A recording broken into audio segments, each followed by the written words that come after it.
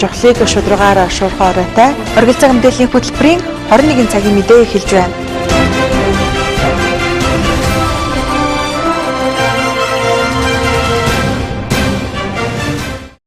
Сайн бацгааны үзэгчдээ өнөөдөр Орхон аймагт болж өнгөрсөн үйл явдал болон иргэдээс ирсэн санал хүсэлтийн мөрөөр чухлыг шударгаар шуурхай өргөдөг үрээтэй оргил цаг мэдээллийн хөтөлбөрийн 21 цагийн мэдээ эхлэхэд бэлэн болоод байна. Ингээд хөтөлбөрөө хүлээн авч үзье.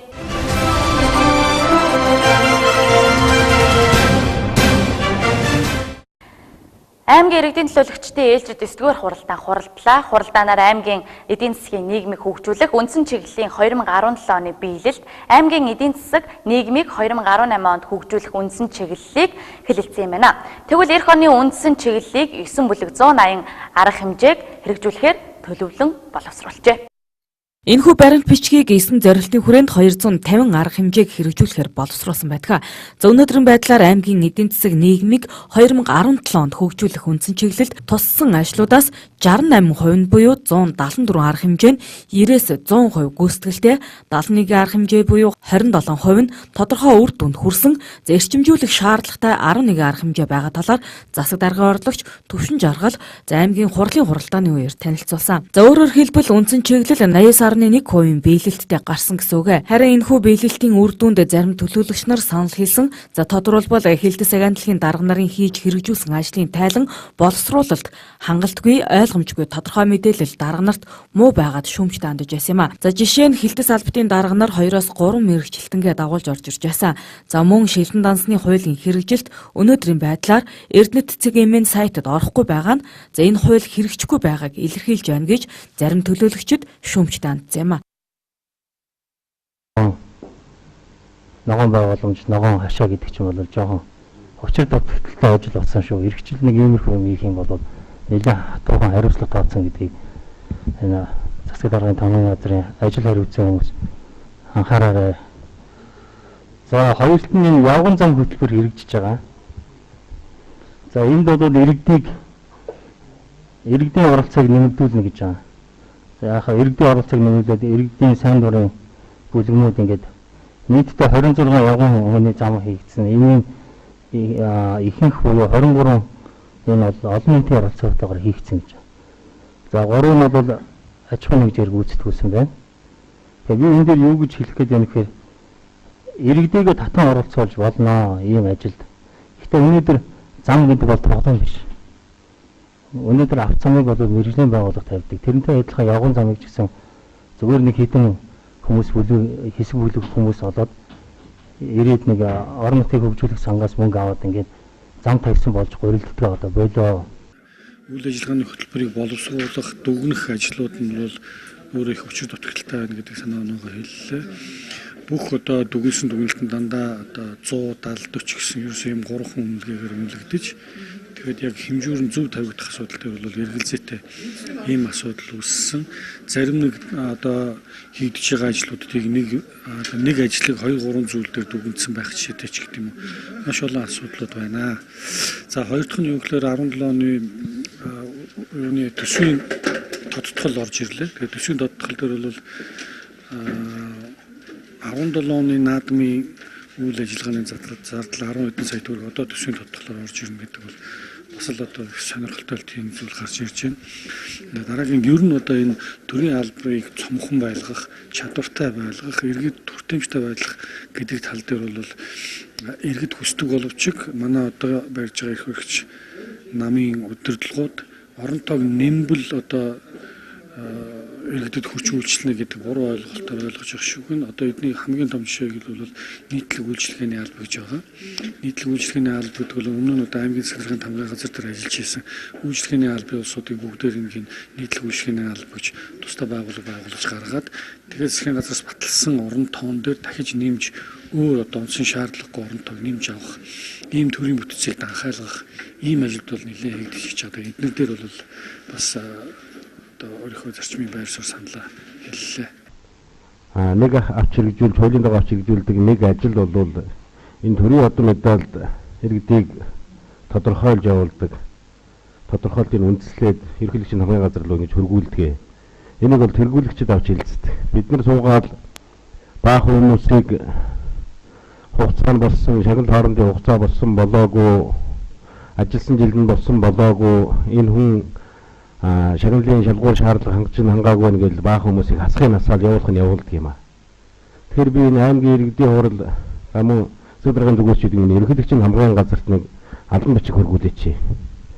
Энэ бид маань хэлцээ баах хүн хасаад байдаг. Бидний шагнал хэлж байхад өөр зааланд хүмүүс ултрын намын хүмүүс авчирд бахан шагнал тараагаад байдаг. Энэ асуудлыг нэг зохицуулахгүй бол хууль хэрэгждэг юм гэж байхгүй. Урьдчилсан биелэлтийн дүн 89.4% гүйцэтгэлтэй байна. Бүлэг тус бүрээр нь танилцуулбал 1. Эрүүл аз жаргалтай иргэд бүлгээс 41 арга хэмжээ зорилтондоо бүрэн хүрсэн, 14 арга хэмжээ тодорхой үр дүнд хүрсэн, 1 арга хэмжээ эрчимжүүлэх шаардлагатай гарч нийт 56 арга хэмжээ 91.4% биелэлтэй байна. 2. Нийгмийн дэмжлэгтэй аз жаргалтай иргэд бүлгээс 23 арга хэмжээ зорилтондоо бүрэн хүрсэн, 4 арга хэмжээ тодорхой үр дүнд хүрч нийт 27 арга хэмжээ 95.6% биелэлтэй байна. За мөн энэ үеэр аймгийн эдийн засаг нийгмийг 2018 онд хөгжүүлэх үндсэн чиглэлийг хэлсэн юм а. За эх оны үндсэн чиглэлийг 9 бүлэг 180 арга хэмжээгээр хэрэгжүүлэхээр төлөвлөн боловсруулсан байна.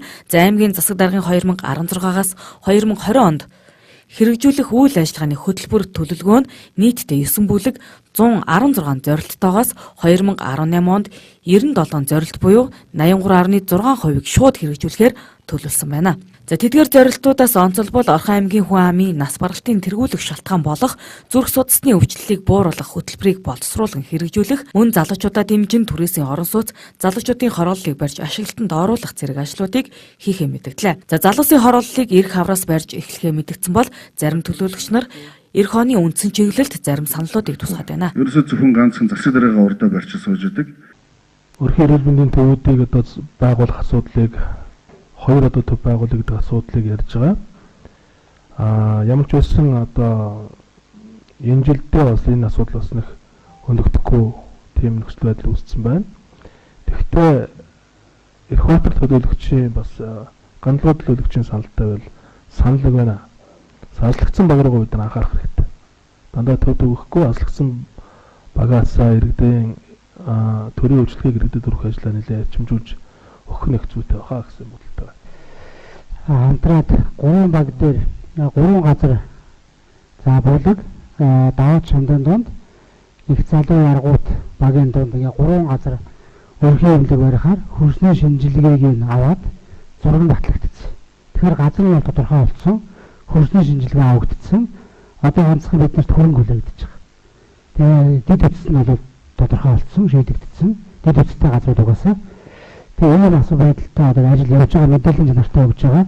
Тэгээ эрүүл мэндийн яамдаа бид нэр саналаа өгсөн, сангийн яамд саналаа өгсөн. Хөрөнгө маань одоо батлагдаж ирсэнгүй. Гишүүдрүүгээ саналаа өгсөн юм байдалтай байж байгаа. За энэ аслагдсан багууд гэдэг та нар бас мэдж байгаа. Аслагдсан багуудад бол маш олон ахмадууд, хүүхэд хөгштүүд бол амьдардаг. Тэднэрт одоо хүрэх үйлчлэгээ одоо тэр одоогийн байгаа өрхийн эрүүл мэндийн одоо эмнэлгүүд бол үнэхээр хангалтгүй, өрөө нь хөрөлцөхгүй, маш жижигхэн. За зарим эмчин бол одоо зориултын бус өрөөнд суудаг. Тэгэхээр зөвхөн иймэрхүү жишээнүүд бол маш их байгаа. Бас энэ дээр нэг статистикийн газрын нь бол бидэрт сар болгон мэдээлэл өгч байгаа. Тийм мэдээлэл манайхан сайн аваач. Тэгээд 18 он бол эдийн засгийн байдал өсөх хандлага гарч байна. Тэгэхээр манай засаг даргын тамга газрын хамт олон 18 онд сайн ажиллахаарай гэж бас хүсэж байна. Ерөөсөө зөвхөн ганцхан засаг дараагаа урдаа барьж сууж идэг. Орхон аймагт цас их орсонтой холбоотойгоор мал аж ахуйн үйлчлэлт хүндэрч байна.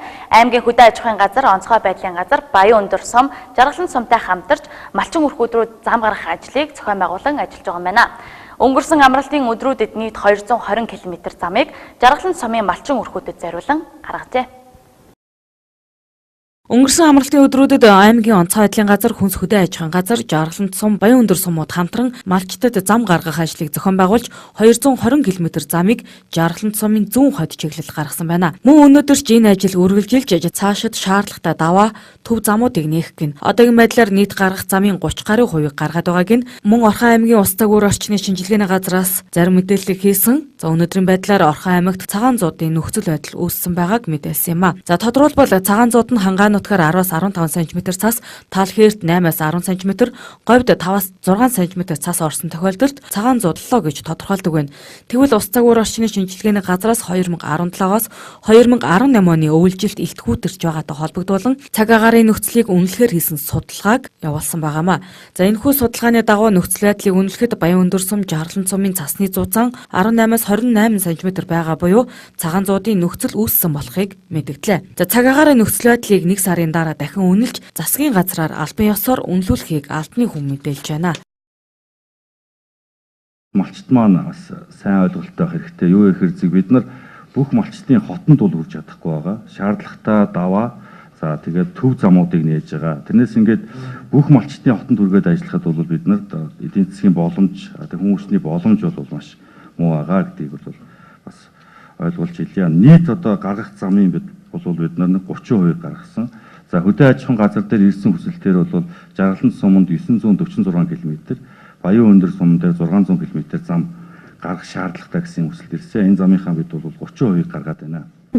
Нөхцөл байдлыг үнэлэхэд баян өндөр жаргалант сумын цасны зузаан 18-аас 28 см байгаа нь цагаан зодорхой нөхцөлийг бүрдүүлсэн гэж үнэлж байна.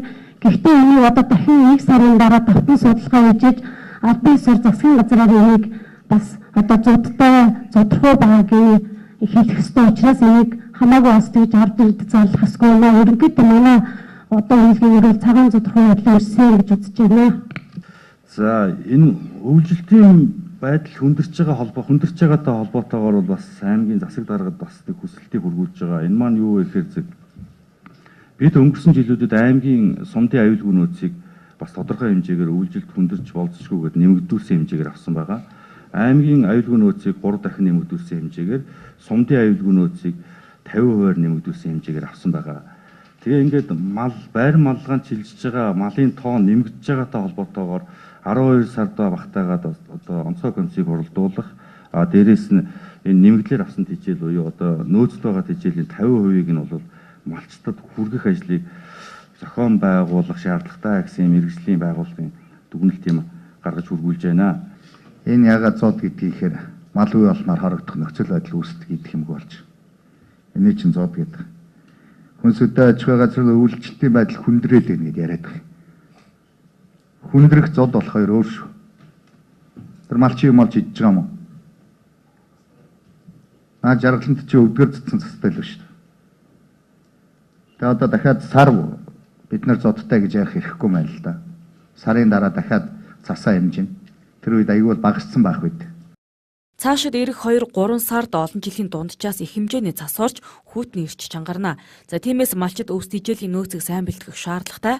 За энэ жилийн тухайд аймаг сумын аюулгүй нөөцөд цагуурын байдалтай холбогдуулан нэмэгдүүлсэн байдлаар Эрдэнэ цангаас 155 сая төгрөгийн санхүүжилтээр сум болгонд 150 тонн өвс, 50 тонн тэжээл бэлтгэсэн. За тэгвэл өнөөдрийн байдлаар малчдын гарт 4732 тонн өвс, 527 тонн тэжээл байгаа бол за нэмж 2452 тонн өвс, 249 тонн тэжээл шаардлагатай байгааг хөдөө аж ахуйн газраас мэдэгдэж байна. Цаашид цас их хэмжээгээр нэмж орвол за малчдад малын тэжээлийн хомсдол үүсэж болзошгүйг анхааруулж байгаамаа. Орхон аймгийн эх жилийн орон нутгийн төсвийн орлогыг 44.2 тэрбум төгрөгөөр төсвийн төсөв тусгасан. Энэ нь өмнөх оны төсвөөс 2.3 тэрбум төгрөгөөр буурсан үзүүлэлттэй байгаа юм байна. Тэгвэл 2018 оны төсвийн боловсруулалт, орлого нэмэгдүүлэх, зардал хэмнэх талаар аудитын газраас санал дүгнэлтийг хийснийг одоо хүргье. Орхон аймгийн 2018 оны орон нутгийн төсвийн орлогыг 44.2 тэрбум төгрөгөөр төсвийн төсөв тусгасан. Энэ нь өмнөх оны төсвөөс 2.3 тэрбум төгрөгөөр буурсан үзүүлэлт юм. За үүнтэй холбоотойгоор байгууллагуудын төсөв өмнөх оноос харьцангуйгаар танигджээ. Тухайлбал байгууллагын ажилчдын жилийн цалинд 1.3 тэрбум төгрөг зарцуулдаг баян өндөр самын тухайд 1 тэрбум төгрөгийг тусгасан байгаа нь үйл ажиллагаагаа хагас жилийн дотор явуулах боломжтой гэсэн хариултыг өгсөн юм а. Зөвхөн баян өндөр сум биш. Аймгийн төсөв гэхэд 40%-аар, баян өндөр сумын төсөв 36%-аар гээд нэлээд олон төсөвт байгууллагуудын төсвүүд бол бүгд танагдаж, батлагдж байгаа. Тэгээд цаашаа бол авсан орлогоос орлогын их өсвөрүүдийг бий болгож санхүүжүүлэх асуудал яригдах бах. Миний зүгээр сэтгэл дундуур байгаа зүйл бол орон нутгийн хөгжлийн сангийн хөрөнгө оруулалт байгаа юм. Урд нь бол орон нутгийн хөгжлийн сангийн хөрөнгө оруулалтыг 60% нь сумдуудаа 40% нь аймагт төлдөг байсан. Энэ удаад аймаг 70%, сум 30% гэдэг ингээд хандж байгаа. Тэгэхээр үндсэндээ энэ жил орж ирж байгаа зард нь бол 3.5 тэрбум төгрөг батлагдахад 500 сая төгрөг нь хот хөгжүүлэхийн зардалыг шууд хасаад 3 тэрбум төгрөгөөс 800 сая төгрөг нь олон улсын дэмжлэг тусалцааны 800 хасаад 2.2 тэрбум төгрөгөөс 30 талд хуваахлаар манай хоёр сумд 300 сая төгрөг өнөгдөж байгаа. За нийт орлогын төлөвлөгөөг 2017 оны тодот төсвийн төлөвлөгөөтэй харьцуулахад 232.5 сая төгрөгөөр 2018 оны төсвийн тухай хуулиар баталсан дүнтэй харьцуулахад цалин хөтөлбөрийн хөлс түүнтэй адилтгах хөдөлмөр эрхлэлтийн орлого 500 сая төгрөгөөр буурч 279 сая төгрөгөөр төлөвлөсөн нь 2017 онтой харьцуулахад 534.4 сая төгрөгөөр. За хөрөнгө борлуулсны орлогыг 150 сая төгрөгөөр бууруулж орон нутгийн төсвийн төсөвт 490 сая төгрөгөөр төлөвлөсөн нь 2017 онтой харьцуулахад 360 сая төгрөгөөр тус буурсан байгаа юм а. Орон нутгийн нийт орлого санхүүжилтийн 98.6% буюу 43 тэрбум 780.9 сая төгрөгийг татврын орлогоор 1.4% буюу 634.5 сая төгрөгийг татврын бус орлогоор бүрдүүлэхээр төлөвлөж улсын төсөвт тусгасан байна. Төсвийн тухай хуулийн 18 дугаар зүйлд засгийн газрын болон орон нутгийн тусгай санг байгуулах, түүний үйл ажиллагааны зарчим, хэрэгжүүлэгчийг үүрэг, уг сангийн орлого, түүний зарцуулалтын талаарх харилцааг зөвхөн төсвийн тухай хуулиар зохицуулахаар мөн засгийн газрын тусгай сан нь улсын төсвийн, орон нутгийн тусгай сан нь орон нутгийн төсвийн бүрэлдэхүүн байхаар зохицуулагдсан. Дээрх хөрөнгө аль сангийн аль төсвийн бүрэлдэхүүн хэсэгт багтаж байгаа талаар тодорхой баримт тооцоол байхгүй байна. За эдгээр 610 сая төгрөгийн байршуулсан хөрөнгөнөөс зөвхөн нэг банк зээлийн хүүг орон нутгийн төсөвт төвлөрүүлсэн байна. Дээрх хөрөнгийг орон нутгийн төсвийн бүрэлдэхүүн хэсэгт авах тусгах бас шаардлага байна. Автоөр өөр хэрэгчийн хувьслын албан татврыг 2017 онд тодтогдсон төлөвлөгөөнд 702 сая төгрөгөөр 2018 онд 710 сая төгрөгөөр төсөөлсөн байна. Автоурын болон өөрөө өгч хэрэгслийн албан татврын орлого 11 сарын байдлаар 827.9 сая төгрөг төвлөрсөн байна. Энэхүү албан татврын орлогын буцаалт залруулгыг тухай бүр хийж жилийн эцсийн хүлээгдэж буй гүйцэтгэлийг бодитоогоор тооцсон төсөвсөн орлогыг гүйцэтгэлд үндэслэн нэмэгдүүлэх боломжтой байна. За аудитын дүгнэлтэд 2018 оны төсвийн төслийг 17 оны төсөвтэй харьцуулсан тоо мэдээллүүд тусгагдсан. За энэ тоо мэдээллүүд маань сая Отгонбат дарга за өмнө итгэл тавьсан бямцэг даргын тоо мэдээллүүдтэй ижил таарч байгаа учраас төсөвтэй холбоотой мэдээллийг уншихгүй орхичоо. Ингээд батлагдсан төсвийг зориултын дагуу хэмнэлттэй, хариуцлагатай, үр дүнтэй, үр ашигтай захиран зарцуулж төсвийн сахилах хариуцлагыг өндөрт өргөн өмнөх жилүүдэд гаргасан алдаа зуршлыг арилган давтан гаргахгүй байх. Төрийн аудитын байгууллагаас өгсөн зөвлөмж, албан шаардлагыг хэрэгжүүлэн төсвийн үр ашгийг дээшлүүлж ажиллахыг төсвийн нийт захирагч та бүхэндээ зөвлөж байна. Орхон аймгийн засаг дарга төсвийн ерөнхийлөгчийн захирагчаас өргөн мэдүүлсэн төсөв аймаг эдийн засаг нийгмийг хөгжүүлэх үндсэн чиглэл засаг даргын үйл ажиллагааны хөтөлбөрүүд нь нүдэ олсон Орхон аймаг эрдэнчүүдийн аж амьдрал, хүн амын хөгжил дэвшил, ая тухтай амьдрах орчин нөхцөл, эдийн засгийн өрсөлдөлтөд өгөөжтэй бодиттой хувь нэмрээ оруулсан төсөл арга хэмжээнүүд төлөвлөгдсөн гэдэгт итгэлтэй байна. Харин орлого нэмэгдүүлэхээр 2010, 2012, 2015 онуудад арилжааны банкнд тусгай зориулалтын сангийн хэлбэрээр 610 сая төгрөгийг байршуулсан байна.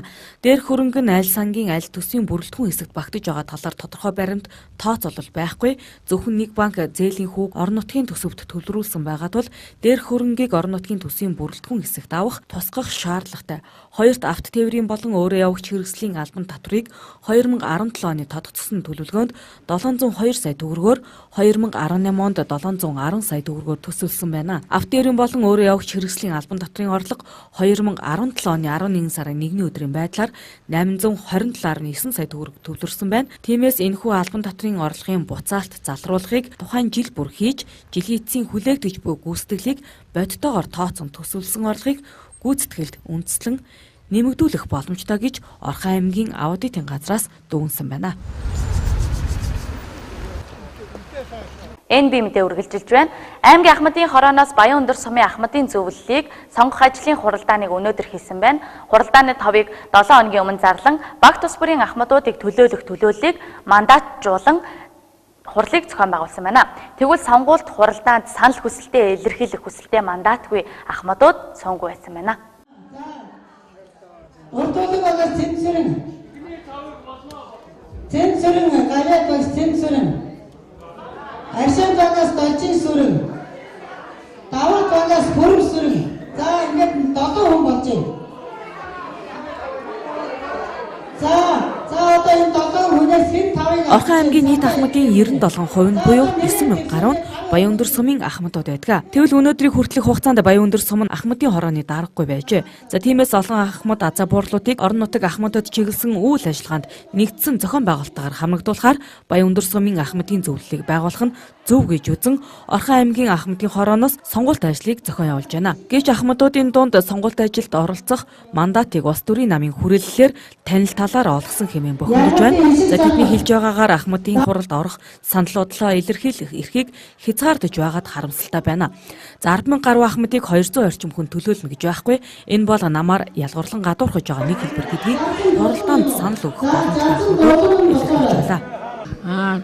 Баян өндөр сумын урд нь ахмадын зөвлөлтөй байсан юм аа. Тэгээ сүүлийн хэдэн жил ахмадын зөвлөл ерөөсөй байхгүй болоод өнөөдөр яг бид нар хурал хийж ахмадын зөвлөлийн даргыг сонгуульт ажил явуулж байна. Ямар ч байсан нэг 210 төлөөлөгч орж ирсэн байна. Тэгээ одоо төлөөлөгчдийн дундаас тэр хүн сонгож гарч ирэх нь лав баха. Ерөөсө багууд дээр хурал хийгээд мандат өгсөн гэж байгаа. Нэг баг гэхтэл доод нь 400-аас 500 ахмад байгаа. Тэрийг бол 10 хүн төлөөлж чадахгүй. Тэгээ орё гэсэн сэтгэлдээ зөндөө мандатгүй улсууд ирсэн байгаа. Энэ улсуудыг бол санд өгүүлэхгүй л гэж байна. Ерөөсө намчилж яхаа болоо. Нам гэдэг чинь ерөөсө сонгуульд өгөхөд тэний ард хүн тэний ард дугуйлах бай гэдэг нь хүний асуудал. Тэрнээс ахмадын ажил дээр бол ахмадын үйл ажиллагаанд намчрахаа одоо болоод ахмадынхаа ажлыг ингэж нууц ажлыг болооч гэж хэлмээр байна. Одоо энэ хэдэн хүн мандат хүн ороод ирсэн тэрүүгээр сондын өгүүлнэ гэж яриад байна. Ичи орол хэм билээ? Яг ямар хүмүүс мандат авсан юм бол? Жинхэнэ баг болгон дээр ахмадын хурал хийгээд 10 хүн сонгосон. Тэгээ мандат авсан. Одоо болохоор мандатгүй хүн сондын өгүүлнэ гэж яриад байна. Мандат гэдэг нэрийн дор ахмадуудыг хасах хувилдааны бичиг болж хувирсан. Энэ бол хувилдаан. Энийг зөвшөөрөх арга байхгүй. Өдөртөө ахмад настангуудыг зүгээр намаар ялгуулж хэдэн хүн асарчаад нэрсийн зааж биччихад тэгээ мандат гэж явна. Энэ биш тухай. Тэгээд босоогүй. Эцэст ахмадуул ахмад Баян өндөр сумын ахмад мөн л бол тэндээс мандатгүй сандыг авах хэрэгтэй байхгүй юу? Гэтэл одоо ингээд хайрцаглаад одоо нэг намын өмч биш. Энэ аймгийн ахмадын хороо Баян өндөр сумын ахмадын хороо бол нэг намын өмч биш. Нэг одоо аль нэг улс төрийн одоо хүчний ч өмч биш. Тийм учраас энийг бол одоо бид нар эсэргүүцэж байгаа. Мандаттай хүмүүсийг санд өгүүлэх бусдын өгүүлэхгүй гэж бол таарахгүй. Энэ чинь адилхан ахмадууд тий. Энэ яахлаараа ингэж одоо санал өгөх эрхгүй, эрхтэй эрхгүй гэж ингэж ахмадуудыг хооронд нь хуваадаг юм бэ. Эдрийг бол ингэж ялгуурлан гадуурхдаг байхгүй энэ ахмадын байгууллага. Өөр ингэсээр ч ирсэн өнгөрдөг жил бол 70-80 сая төгрөгийн санхүүжилт авсан. Ахмадууд 10,000 ахмадууд ерөөсөө хурц ажиллаагүй, олигтой ажил хийгээгүй, ахмадууд ээлтэй ерөөсөн ажил хийгээгүй, хэдхэн урлаан тэмцээнээр ажиллаан бол ингэ хязгаарласан. Хурлыг 7 хоногийн өмнөөс нийт 23 багийн хэмжээнд зарлан баг тус бүрт ахмадуудаа хуралдуулан 10 хүнийг мандатжуулан сонгуультай ажилд оролцуулж байгаа юм а. Энэ нь дэг жоромтой хурлыг зохион байгуулах зорилготой гэдгийг Орхон аймгийн Ахмадын хорооны дарга илэрхийллээ. Тэгээ бид нэр 4 жил төсөв хөрөнгөний байдлаас болоод Ахмадын хороогоо сонгож чадаагүй. Энэ жил яг 2016 оноос аймгийн болон сумын засаг даргын ажлын албатай яриад Баян өндөр сумын дэргэд Ахмадын хороог зайлшгүй байгуулах шаардлагатай юм байна гэдэг үднээс засаг даргатай ярьсан. Ингээд Ахмадын хорооны даргын бас сонгуулийг явуулаад түүнд урамшууллыг бол Баян өндөр сумаас шийдэж өгөх боломж нэгцсэн учраас бид нэр сонгуулийг явуулж байгаа. Бид нар энэ хурлыг бол 7 хоногийн өмнөөс эхлэн бүх нийт 21 багийн хэмжээнд зарласан. 21 багууд маань ахмадуудыг цуглуулж ахмадуудынхаа дундаас 10 хүнийг мандатаар оруулсан. Бид нар хурлын дэгийг аятайхан анханаас нь аятайхан явуулахын тулд мандаттай оруулж байгаа. Өнөөдөр энд бол хэдэн ч нэр дэвшигт дэвшиж болно нээлттэй. Тэр нэр дэвшигч бүгд бид нар бол нууцаар санал хураасны эцэст нь бид нар мандатаараа тоолгоо явуулаад мандатаараа санал хураалтын дүнг зарлана. За өнгөрч буй 17 оны хувьд орон нутгаас ахмадуудад чиглэсэн олон ажлуудыг зохион байгуулсан ч энэ мэт зөрчилдөөнөөс олж цөөн хэдэн хамрагдсан. Тиймээс ахмадуудаа тэгш эрхийг эдлүүлж ачиг ачаар хариулахыг ахмадууд хүсэж байна. За манай аймгийн засаг даргын тамгын газрын үйл ажиллагаанд ахмадуудад зориулан ач санах дэд хөтөлбөрийг хэрэгжүүлж байгаа. Гэвч ахмадууд хэсэг бүлгээрээ талцсан намжирсаар байгааг Баян өндөр сумын ахмадын зөвлөлийг байгуулахад санал өгөх боломжгүй болсон иргэд илэрхийлээд байна.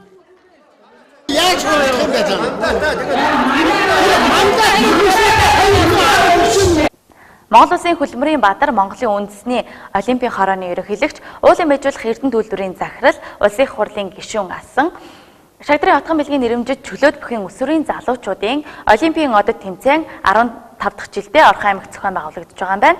Энэхүү тэмцээн нь 2018 онд Бразил улсад болох хүүхдийн олимпиадын наадмын өмнө зохион байгуулагдаж байгаараа онцлогтой юм байна. Ингээд дэлгэрэнгүй мэдээллийг Орхон аймаг дахь сурвалжлагч Саран Жимгийн бэлтгэснээр хүлээн авч үзье. Жил бүр уламжлал болгон зохион явуулж ирсэн Монгол Улсын хөтөлбөрийн баатар, Монгол Улсын олимпийн үндэсний хорооны ерөнхийлөгч уулын байжуулах эрдэнэ үйлдвэрийн ерөнхий захирал улсын их хурлын гишүүн асан Шагдрын отгон бэлгийн нэрэмжит тэмцээн 15 дахь жилдээ Орхон аймагт зохион байгуулагдлаа. Тэмцээнээр отгон бэлэг агсны төрсөн хүү улсын их хурлын гишүүн сод илэг тэргүүтээ түүний ар гэрийнхэн Орхон аймгийн удирдлагууд отгон бэлэг агсны хөшөөнд хүндэтгэл үзүүлэн цэцэг өргөж тус тэмцээний үйл ажиллагааг нээсэн юм а. Олимпийн одод нэртэй манай энэ өсвөр залуучуудын чөлөөт бүхийн тэмцээн энэ удаа 15 дахь жилдээ зохион байгуулагдаж байна. Монгол Улсын их хурлын гишүүн, үндэсний олимпийн хорооны ерөнхийлөгч, эрдэнэ үйлдвэрийн ерөнхий захирал агсан Шагдрын отгон бэлгийн нэрэмжит энэ тэмцээн анх зохион байгуулагдсанаас хойш одоо төв дэлхийн олон сайхан аваргууд, спортын говьяатууд, Монгол Улсын хөтөлбөрийн баатрууд хүртэл энэ тэмцээнээр одоо шалгарч карьераа хийж дараа нь Монгол Улсынхаа нэр алдрыг спортын ертөнцид одоо тодруулаа явж байгаа юм сайхан тэмцээн болж байгаа. Тэгээд энэ тэмцээн маань энэ жилдээ бас их онцгой тэмцээн болно. Яагаад гэвэл 2018 оны Буэнос Айрес дахь Аргентинд болох дэлхийн хүүхдийн олимпийн хүүхдүүдийг шалгаруулах юм тэмцээн болж байгаа маа. Энүүгээрээ бас их илүү өрсөлдөөнтэй, их сонирхолтой тэмцээн болж байна. Хамгийн том дэмжлэгийг үзүүлдэг нь Монголын чөлөөт бүхийн холбоо, бүх шүүгч нар одоо яг олон улсын зэрэглэлийн ийм хүмүүс ирж тэмцээнийг маш өндөр түвшин зохион байгуулдаг. Тэгээд дараагийн жилд бол энэ тэмцээнээ улам өргөн хэмжээтэй болгохоор бид нар ажиллаж төлөвлөж байгаа. Өөрөө энэ тэмцээнээс гарч ирсэн хүүхэд залуучууд цаашид яг ахмад насны зэрэгэлдээ орохоор их амжилттай явж байгаа та бүхэн бид нар мэднэ. Манай одоо чөлөөт бүхийн их амжилттай одтой явж байгаа бүх тамирчид яг энэ дэвжээнээс одоо гараагаа эхэлж явж исэн гэж хэлэхэд таатай байна. Тус тэмцээнийг Орхон аймгийн засаг даргын тамгын газар уулын байжуулах эрдэнэ төлөвлөрийн дэргэдэх хангард спорт хороо Монгол 21 сангаас хамтран зохион явуулж иржээ. За энэ удаагийн тэмцээн 2018 онд Бразил улсад зохион байгуулагдах хүүхдийн олимпийн наадамд оролцох охид хөвгүүдийн анхан шатны сонгон шалгаруулах тэмцээнтэй хамттан зохион байгуулж байгаамаа. За тэмцээний хувьд өргөн цар хүрээнд нийт 35 багийн 550 гаруй тамирчид эрэгтэй эмэгтэй охид хөвгүүд өсвөрийн гэсэн төрлөөр зохиогдож байгаа нь онцлог болж байна. Энэ тэмцээн маань 18 онд бол хүүхдийн олимпийн өмнө зохиогдож байгаагаараа их өргөж онцлогтой явж байгаа. Тэгээд энэ тэмцээн бол энэ дараагийн тэмцээн бас одоо улсын аваршуулгын тэмцээн гараад эрдэнэ тогтсон зохион байгуулалт. Энэ тэмцээнээр ингээд олимпиад оролцох хүүхдүүд алтуудынхаа сонгон шалгуулалтыг хийж байгаа одоо таатай байна. 35 байгууллагын 550 эмэгтэй оролцож байна. Тэгээ нийт бол одоо ингээд залуучуудын эмэгтэй эрэгтэй охид хөнгүүд өсвөрийн гэсэн ийм ангиллаар 553 эмэгтэй 2 өдрийн турш байгуулсан тэмцээний өндөрлөнө. Тэмцээнийг чөлөөт бүхийн холбооны шүүгчдийн зөвлөлийн дарга олон улсын шүүгч Цэрэгхөө, ерөнхий шүүгч олон улсын шүүгч Батмөх, олон улсын шүүгч Нэмч Чулган, олон улсын шүүгч Амархуу, олон улсын шүүгч Лавгсүрэн, олон улсын шүүгч Баярсайхан Ган Зориг, Дарханбаатар тэргүүтээ шүүгчид шүүн явуулж байна.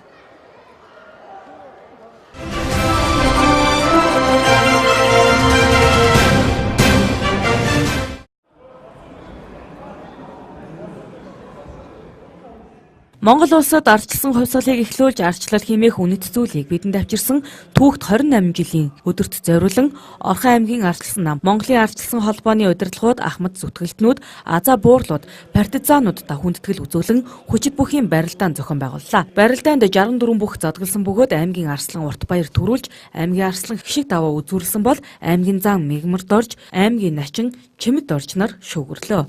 Эрдэнэ хотод анхны жагсаал хийсэн ардчлалын өдгөө хот гэдэг ийм Монголд анхудаа ийм Эрдэнэ хот маань тугалдсан юм аа. Өнөөдөр ингээд энэ ойн баяраар нийт партизануудаа за тэр их ардсан хувьсгалыг хийсэн үе үеийн ахмадууд за төвдний гэр бүл үр хүүхдэд тэр бүгдээрэнд нь баярын мэндийг хүргээд эрүүл хажаа сайн цаг мөр хүсэн өрөөё.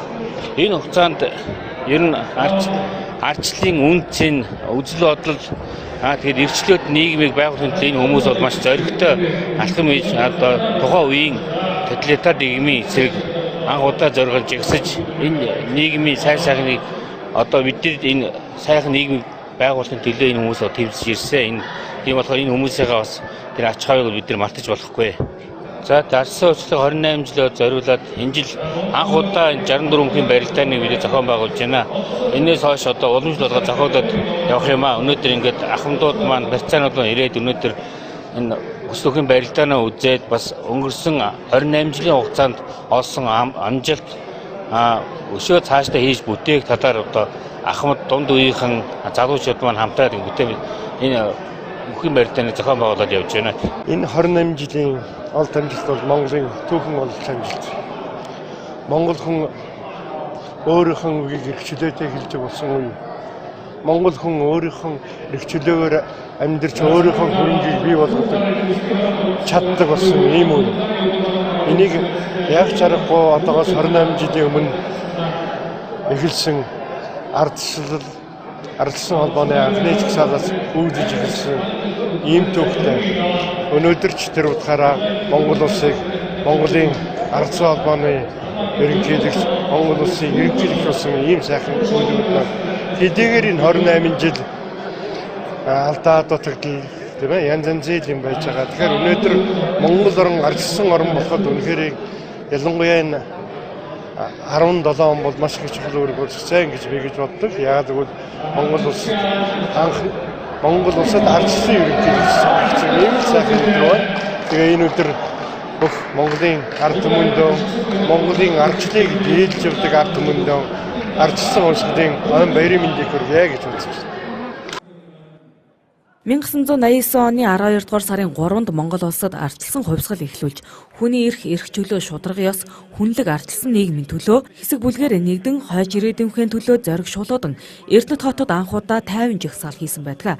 За тэр ч утгаараа Эрдэнэтийг ардчлалын үлгий хэмээн нэрлэдэг нь учиртай. Монголд ардчлал 50 замаар явагдсан гэж ярьдагч ардчилсан хувьсгал хялбар замаар ирээгүй гэдгийг олон баримт харуулж ахмадуудын маань урсгасан хөлс хөдөлмөр зүтгэл үн цэнийг тодорхойлдог юм а. Ардчлалын түүхийг бичлсэн өнөөдрийн энэ нийгмийг цогцлооход үнэтэй хувь нэмэр оруулсан ахмад зүтгэлтэн алтан хараацаанууд партизануудынхаа түүхэн үүрэг оролцоог бид хизээч мартах учиргүй. Тиймээс Орхон аймгийн ардчилсан нам партизан ахмадуудаа зориулан хүндэтгэл үзүүлж хүчит бүхийн барилдааныг зохион явуулжээ.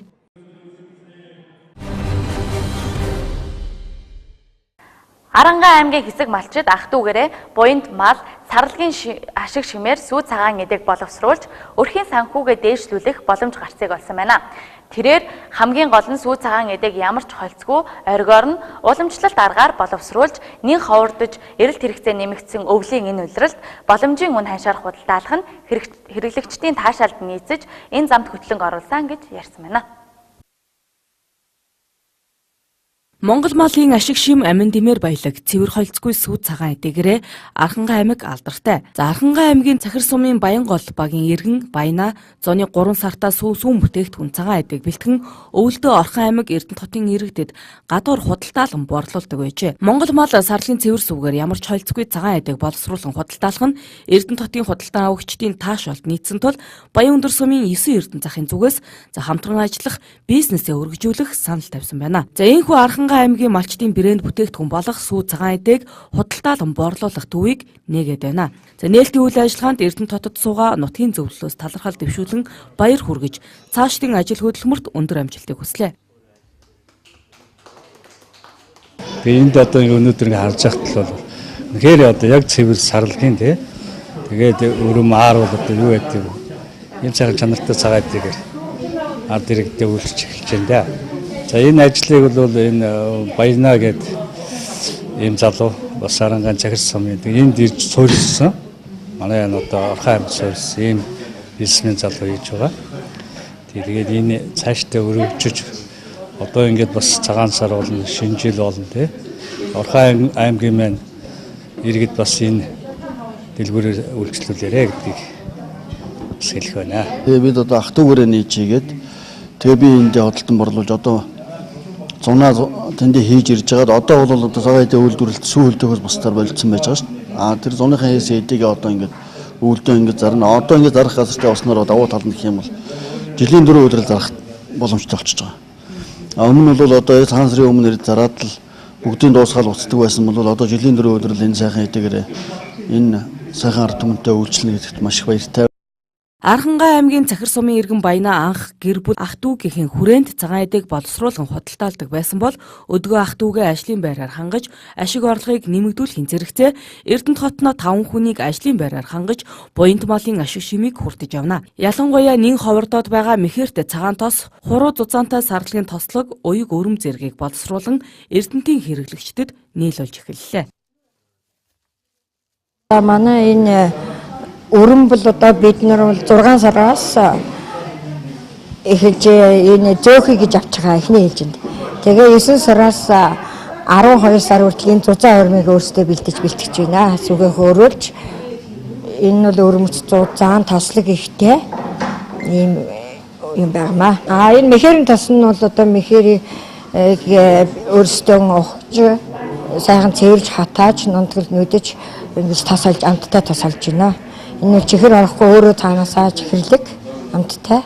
Шинээр үүд халгаа нээсэн сүү цагаан эдэний төвд гараар татаж чимхэн хөлдөөсөн бууд, сарлын алаг шин мах, бусад малын мах, сүү цагаан эдэг, эрүүл ахуйн шаардлага хангасан орчин нөхцөлд Эрдэнэ хотын цагаан эдийн хэрэглэгч та бүхэнд нийлүүлнэ. Өнөөдөр Орхон аймагт болж өнгөрсөн үйл явдлын талаарх мэдээллийн чухлыг шударгаар шуурхаа өргөсөн 21 цаг мэдээллийн хөтөлбөр энд хүрээд өндөрлөж байна. Хөтөлбөрийн төгсгөлд цагаагаарын мэдээг хүлээн авна уу? Та бүхний маргаашин ажил үйлсэд амжилт хүсье. Баярлалаа. Баяртай.